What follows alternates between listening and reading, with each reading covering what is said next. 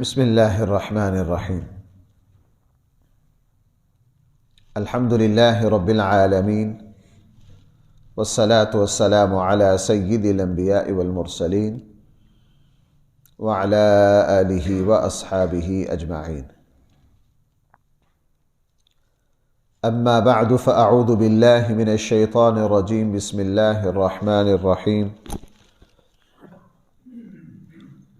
المنافقون والمنافقات بعضهم من بعض يأمرون بالمنكر وينهون عن المعروف ويقبضون أيديهم نسوا الله فنسيهم إن المنافقين هم الفاسقون وعد الله المنافقين والمنافقات والكفار نار جهنم خالدين فيها هي حسبهم ولعنهم الله ولهم عذاب مقيم كالذين من قبلكم كانوا أشد منكم قوة وأكثر أموالا وأولادا فاستمتعوا بخلاقهم فاستمتعتم بخلاقكم كما استمتع الذين من قبلكم بخلاقهم وخضتم كالذي خاضوا أولئك حبطت أعمالهم في الدنيا والآخرة وأولئك هم الخاسرون صدق الله مولانا۔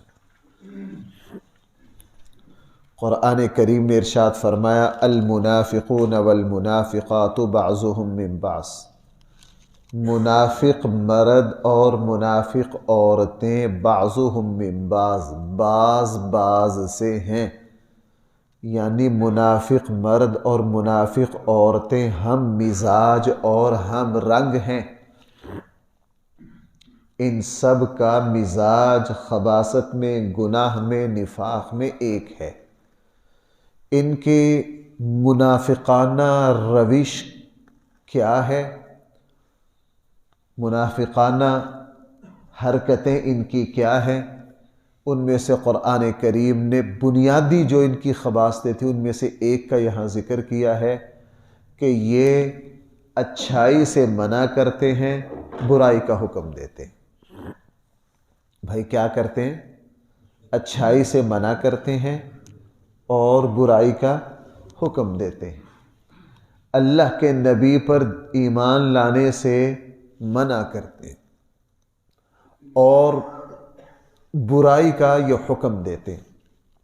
یعنی ان کی زندگی کا مقصد یہ ہے کہ اچھائی کا راستہ روکنا ہے اور برائی کو دنیا میں پھیلانا ہے۔ یہ برائی میں تعاون کرتے ہیں ایک دوسرے کے ساتھ، اور یہ علامت ہے ان کے مزاج کے ناپاک اور گندا ہونے کی۔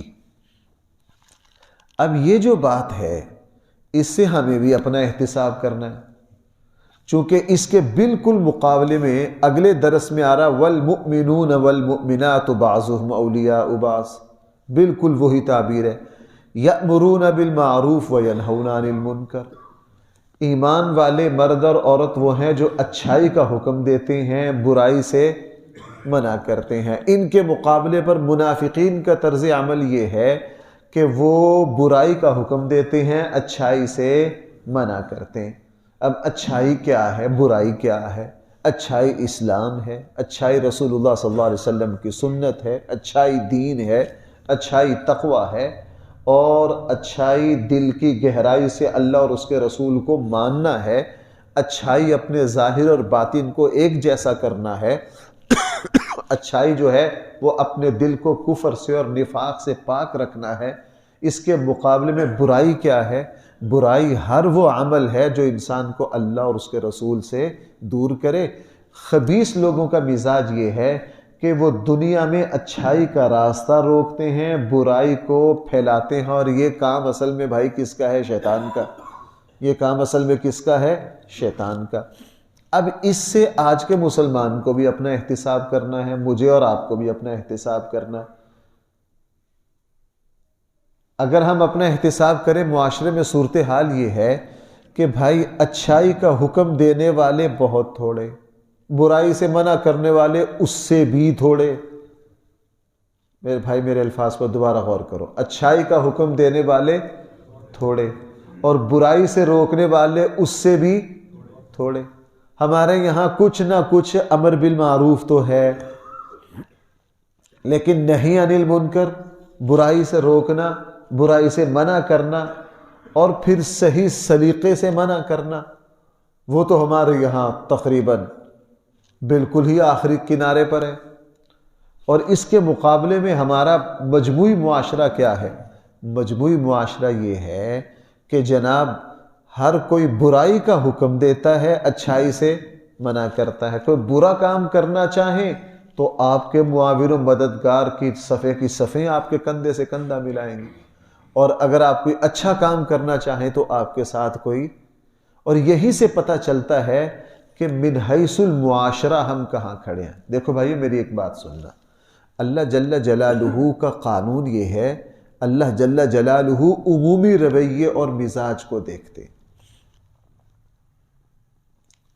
رسول اللہ صلی اللہ علیہ وسلم آپ کے صحابہ نے پورا معاشرہ ایسا تشکیل دیا، ان کے یہاں برائی کرنا بھی کوئی چاہے تو نہ کر سکے۔ دیکھو نا اس معاشرے کی پاکیزگی کی سطح آپ ذرا سمجھو، میں بعض دفعہ حیران ہوتا ہوں اس معاشرے کی پاکیزگی کی ذرا سطح سمجھیے کہ اس زمانے میں منافق کو بھی جرت نہیں ہوتی تھی وہ نماز چھوڑ دے، منافق کو بھی جرت نہیں ہوتی تھی۔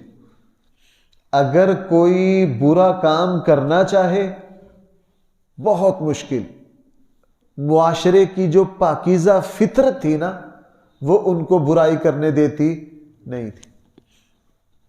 اگر کسی نے تھوڑا سا روٹین سے ہٹتا کسی کو دیکھا سوال ہی پیدا نہیں ہوتا۔ حضرت ابو درداء رضی اللہ عنہ رسول اللہ صلی اللہ علیہ وسلم نے ان کے بھائی بنا دیا حضرت سلمان فارسی کو، گھر لے گئے مدینہ آ کے۔ جب گھر گئے تو ام درداء حضرت ابو درداء کی بیوی کو دیکھا، جوان ہے، میلے کچیلے کپڑے۔ تو سلمان فارسی نے کہا یہ کیا؟ ان سے کہا بہن تمہارا یہ کیا معاملہ؟ کہنے لگا تمہارے بھائی کو نماز پڑھنے کے علاوہ اور کوئی کام ہی نہیں، ان کو دنیا کی کسی چیز سے کوئی لینا دینا نہیں۔ حضرت سلمان فارسی سمجھ گئے ساری صورتحال۔ اب جب عشاء کے بعد اب جب کھانا آیا، حضرت سلمان فارسی نے کہا چلو ٹھیک ہے کھانا کھاتے ہیں۔ حضرت ابو درداء سے کہا تم؟ کہنے لگا میرا تو روزہ۔ چلو ٹھیک ہے۔ اب رات کو جب سونے کی باری ہے، سلمان فارسی کے لیے اچھا بستر لگا دیا، کہا تمہارا بستر کدھر ہے؟ کہنے لگا میں تو نماز پڑھوں گا۔ کہنے لگا چلو میں ابھی پھر نماز پڑھوں گا۔ کہنے لگا نہیں تم مہمان ہو۔ کہنے لگا نہیں تم نماز پڑھو گے میں بھی نماز پڑھوں گا۔ اب ابو درداء نے دیکھا کہ یہ تو میرے ساتھ ہی چپک گئے، تو حضرت ابو درداء بھی لیٹ گئے۔ تھوڑی دیر کے بعد اٹھ کر پھر نماز پڑھنے لگ گئے، سلمان فارسی بھی اٹھ کر نماز لگ گئے پڑھنے۔ اب جب سحری کا وقت آیا، ابو درداء کہنے لگے میں نے روزہ رکھنا، سلمان فارسی کہنے لگے میں نے بھی روزہ رکھنا۔ تو حضرت ابو درداء کو بڑا بھاری ہوا، صحیح بخاری میں تفصیل سے یہ واقعہ ہے۔ اب جب فجر پڑھنے آئے تو ابو درداء نے کہا یہ تم میرے ساتھ کیا کر رہے ہو؟ حضرت سلمان فارسی نے کہا تم غلط کر رہے ہو، وَإِنَّ لِنَفْسِكَ عَلَيْكَ حق، تیرے اوپر تیرے اپنے نفس کا بھی حق ہے۔ اور بحث تکرار ہوتے ہوتے مسجد میں آگے رسول اللہ صلی اللہ علیہ وسلم کے سامنے ساری بات رکھی۔ رسول اللہ صلی اللہ علیہ وسلم نے حضرت سلمان فارسی کی اتنے اونچے الفاظ کے ساتھ تائید کی، اتنے اونچے الفاظ کے ساتھ۔ اب میں حیران ہوتا ہوں حضرت ابو درداء نے کوئی ناجائز کام کیا؟ بھائی ذرا توجہ کرنا، صرف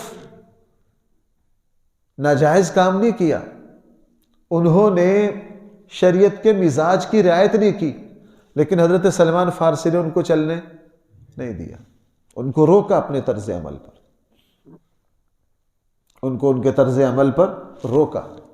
صحابہ اکرام کے یہاں اگر کسی کو، ویسے تو نہیں نا، حضرت عمر سے کے پاس 2 چادریں دیکھ کے بھائی احتساب ہوا کہ نہیں سر عام؟ یہ ان کے معاشرے کی پاکیزگی ہے۔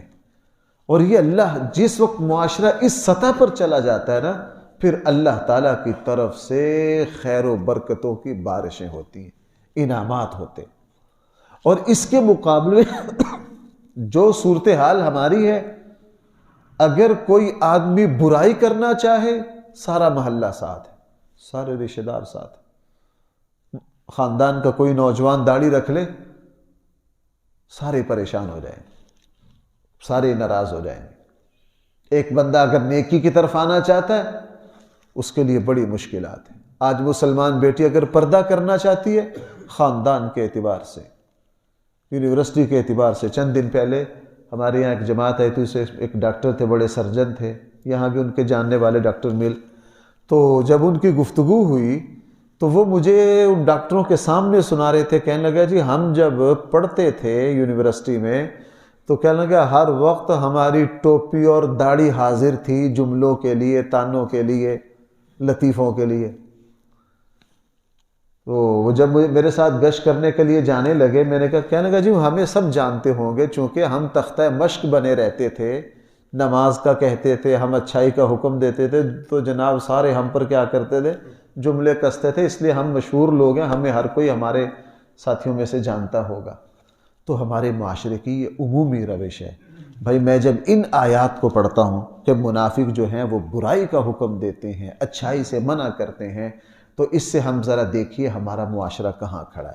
اس لیے قرآن نے فرمایا مومن کا مزاج ہی ہے، دیکھو جیسے ہمارا معدہ ہے نا، اگر نامناسب چیز جائے یا فوراً احتجاج کرتا ہے، اگر کچھ گوارا کرنا ہو تو دو کھٹے ڈکار آئیں گے، بے چین ہوگا، کرتے کراتے یہ قبول کر لے گا اور احتجاج ریکارڈ کروائے گا کہ یہ غلط ہے۔ اگر زیادہ ہی غذا خراب ہوگی تو جناب یہ کیا کرے گا؟ یہ اس کو قے کر دے گا۔ یہ بھائی کیا کر دے گا؟ یہ کہے گا جناب یہ غلط کھانا ہم قبول نہیں کرتے، اس کو اٹھا کے باہر پھینکو۔ یہی مومن کا مزاج ہونا چاہیے۔ میں مزاج کی بات کر رہا ہوں۔ مومن ایسا پاکیزہ فطرت ہوتا ہے، وہ ناپاکی کو کبھی بھی گوارا نہیں کرتا، وہ برائی کو کبھی بھی گوارا نہیں کرتا، وہ بے چین رہتا ہے۔ ابھی وہ آیات میں اشارہ نہیں گزرا پیچھے کہ مومن جو ہے وہ مسجد میں آ کر یوں سمجھتا ہے جیسے میں تو کسی جنت کے باغ میں آ گیا ہوں، اور منافق جو ہے وہ مسجد میں آ کے یوں لگتا ہے جیسے پنجرے میں بند ہو گیا۔ بھائی جیسے کس میں بند ہو گیا؟ پنجرے میں بند ہو گیا۔ اس لیے قرآن نے فرمایا المنافقون، اور دیکھو بھائی یہاں پیچھے صرف منافقون مردوں کو خطاب تھا، لیکن یہ اہم موقع ہے، قرآن نے منافق مردوں کے ساتھ منافق عورتوں کا بھی الگ سے ذکر کیا۔ المنافقون، منافق مرد، والمنافقات، منافق عورتیں، بعضهم من بعض، یہ ہم رنگ ہیں، یہ ہم مزاج ہیں، یہ ہم ذوق ہیں، ان سب کی فطرت ایک ہے۔ یہ کرتے کیا ہے؟ یأمرون بالمنکر، یہ منکر گناہ اور نافرمانی کا حکم دیتے ہیں، وینہون عن المعروف، اور بھائی منع کس سے کرتے ہیں؟ نیکی سے منع کرتے ہیں۔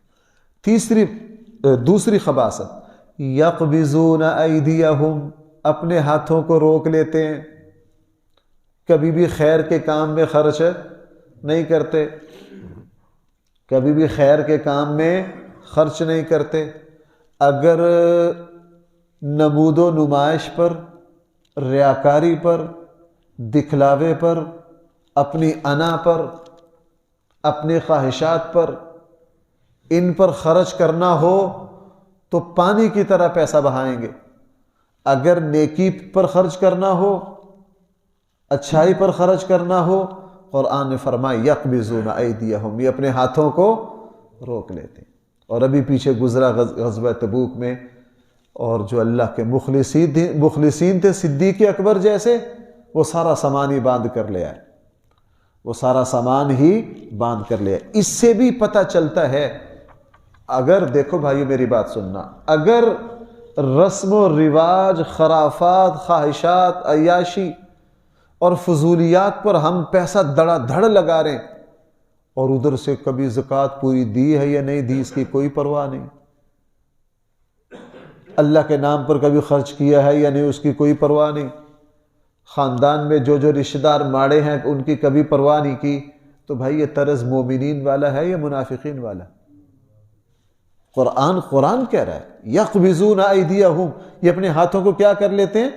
بند کر لیتے، اپنے ہاتھوں کو بند کر لیتے ہیں۔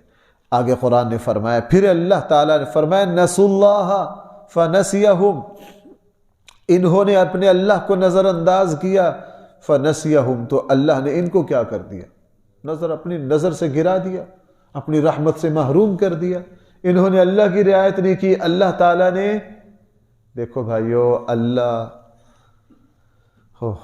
میرے اور آپ کی اتنی رعایت کرتا ہے، وہ حدیث میں کیا ہے کہ جو بندہ میرے ساتھ اچھا گمان کرتا ہے میں اس کے ساتھ اپنے بندے کے یعنی اللہ تعالیٰ اتنی رعایت کرنے والے ہیں. حدیث میں ہے انا عند ظن عبدی بی، میرے بارے میں میرا بندہ جیسا گمان کرتا ہے میں اس کے ساتھ. اس سے پتہ یہ چلا اگر ہم اچھا گمان کر لیں اللہ تعالیٰ فوراً اپنے فیصلے کو کیا کر دیتے ہیں؟ اچھا کر دیتے ہیں. اللہ جل جلالہ اتنی رعایت کرتے ہیں، اللہ جل جلالہ اتنی رعایت کرتے ہیں. اور جس کو اللہ کی پرواہ نہیں، اللہ فرماتے ہیں جاؤ پھر ہمیں بھی تمہاری، وہ تو اللہ الصمد ہے، وہ تو بے نیاز ہے. اس لیے فرمائے نسوا اللہ، انہوں نے اللہ تعالیٰ کو نظر انداز کیا. فنسیہم، تو ہم نے بھی ان کو نظر انداز کر دیا. ان المنافقین هم الفاسقون، اور پھر ہمارا فیصلہ یہ ہے کہ یہ جو منافق ہیں یہ سارے فاسق لوگ ہیں. وعد اللہ المنافقین والمنافقات، پھر اللہ نے وعدہ کر لیا منافق مردوں سے اور منافق عورتوں سے، والکفار، اور عام کافروں سے، نار جہنم، جہنم کی آگ کا، خالدین فیہا، یہ اس میں ہمیشہ رہیں گے. ہی حسبہم، یہ ان کے لیے کافی ہے، یہ ان کا ٹھکانہ ہے. وَلَعَنَهُمُ اللَّهُ، اور ان پر کیا ہے اللہ کی، کل جمعے میں عرض کر رہا تھا لعنت کا معنی کیا ہے؟ اللہ کی رحمت سے سب سے بڑا عذاب یہ ہے کہ اللہ تعالیٰ اپنی رحمت اپنے فضل کو روک لے. اور مومن کے لیے سب سے بڑا انعام یہ ہے کہ اللہ تعالیٰ اس پر اپنی رحمت اور اپنا فضل فرماتے رہیں. فرمایا وَلَعَنَهُمُ اللَّهُ، ان پر اللہ تعالیٰ کی طرف سے لعنت ہے. وَلَهُمْ عَذَابٌ مُقِيمٌ، اور ٹھہر جانے والا عذاب ہے جس میں یہ ہمیشہ پھنسے رہیں گے. کالذین، یہ منافق مرد اور عورت ان لوگوں کی طرح ہیں جو تم سے پہلے ہوئے. کانوا اشد منکم قوہ، تم سے پہلے لوگ بڑے بڑے طاقتور ہوئے. وَأَكْثَرَ أَمْوَالًا وَأَوْلَادًا، ان کا مال و دولت، آل و اولاد، بڑے بڑے خاندان ہوئے ان کے. جب ہم نے ان کو نہیں چھوڑا جناب تم کون ہو؟ فَاسْتَمْتَعُوا بِخَلَاقِهِمْ، قرآن بھی اللہ کا کلام ہے، عجیب الفاظ لاتا، اردو میں تو ان کو کیا بندہ تعبیر ہی نہیں کر سکتا. فَاسْتَمْتَعُوا بِخَلَاقِهِمْ، وہ فائدہ اٹھاتے رہے اپنی باری پر. فَاسْتَمْتَعْتُمْ بِخَلَاقِكُمْ، تم بھی فائدہ اٹھا لو اپنی باری پر. كَمَا اسْتَمْتَعَ الَّذِينَ مِنْ قَبْلِكُمْ، جیسا کہ فائدہ اٹھایا ان لوگوں نے جو ان سے پہلے تھے. ہم نے سب کی باریاں مقرر کی ہیں، ہم نے بھائی کیا کی ہیں؟ سب کی باریاں مقرر کی ہیں. دیکھو بھائیو، ہر انسان پر ایک زمانہ آتا ہے جس وقت وہ اپنے معاملات کا 100% مختار اور با اختیار ہوتا ہے. جو چاہے کرے، جو چاہے کرے، جس طرح چاہے کرے. اللہ جل جلالہ اس کو ایسا با اختیار بنا دیتے، اس میں پھر اللہ جل جلالہ دیکھتے ہیں یہ میرا بندہ کیا کرتا ہے. یہ ہر انسان پر یہ لمحات ہے. اللہ تعالیٰ نے فرمایا ہم نے تمہیں اختیارات دے کر، مال و سب کچھ دے کر، اب دیکھتے ہیں اپنی اپنی باری پر تم کیا کرتے ہو، اپنی اپنی باری پر تم کیا کرتے ہو. حضرت عمر رضی اللہ عنہ، بھائی میری بات سننا، حضرت عمر رضی اللہ عنہ نے جس وقت وہ پیوند والا لباس، حضرت عمر پیوند والا لباس پہن لیتے تھے. ایک مرتبہ صورتحال یہ تھی جوتا بھی ٹوٹا ہوا ہے اور گرمی ہے اور بیت المال کا ایک اونٹ حویلی سے بھاگ گیا. اس کے پیچھے بھاگ رہے تھے دوپہر کو، پسینوں پسینی، برا حال. حضرت عمر رضی اللہ عنہ کا تھک گئے. ظاہر ہے یہ عمر کا بھی آخری حصہ شروع تھا، اور اس کو پکڑ کر لائے.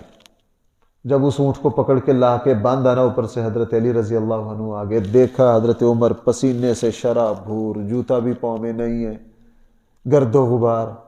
تو حضرت علی نے کہا امیر المومنین اتنی مشقت کیوں اٹھاتے ہیں، اتنی مشقت کیوں اٹھاتے ہیں؟ تو جو 2-3 باتیں فرمائی ان میں سے یہ بھی فرمائی میں اس لیے مشقت اٹھاتا ہوں کہ میرے 2 ساتھی پہلے آگے چلے گئے، وہ مجھ سے بہت آگے تھے، مجھے یہ فکر لگی ہوئی ہے کہ میں ان سے کبھی پیچھے نہ رہ جاؤں.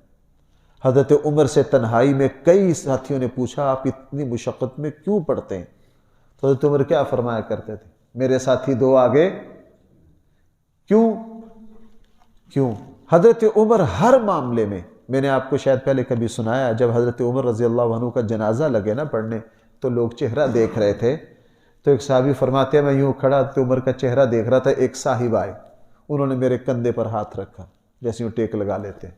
وہ پیچھے سے کہہ رہے تھے مبارک ہو، میں نے اللہ کے نبی سے بارہا یہ سنا کہ جب میں نے فلاں فیصلہ کیا، فلاں کام کیا تو عمر، ابو بکر اور عمر میرے ساتھ تھے۔